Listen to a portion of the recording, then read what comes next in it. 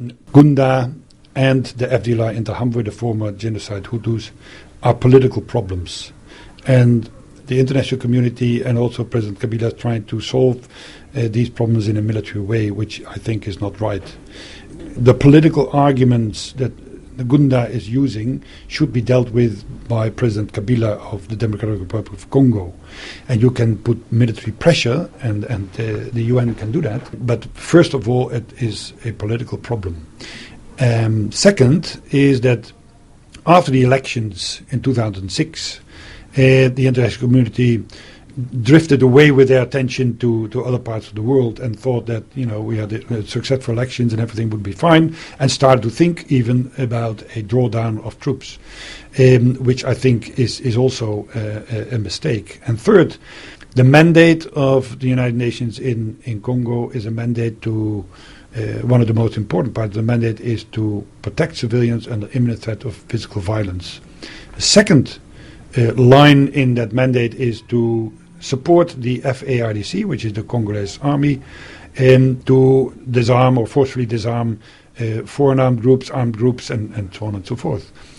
And I think that over the year, the interpretation of this mandate has been blurred and confused, and the United Nations should have dealt more forcefully with the protection of civilians under imminent threat of physical violence. Because now there are hundreds of thousands of people adrift again.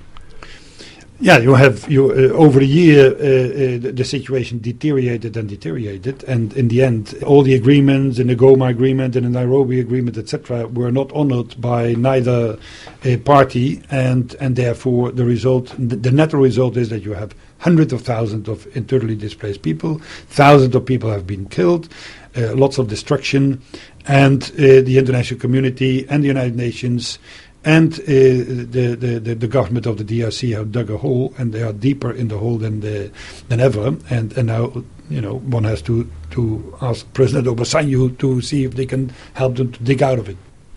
Faced with the present situation and dramatic developments, you see calls for more UN troops, a better mandate, a better interpretation of the mandate. Are those calls simply excuses for not doing anything? Well, I won't say excuses, but I mean, every military commander wants to have more troops, of course. But let's start with the UN troops do what they are supposed to do, and their commanders do what they are supposed to do, to take action and take the responsibilities and authority. That is not so difficult to do. That is just to make sure that you take action when action is required, and that means that you have to take the risk that casualties might be on your side as well.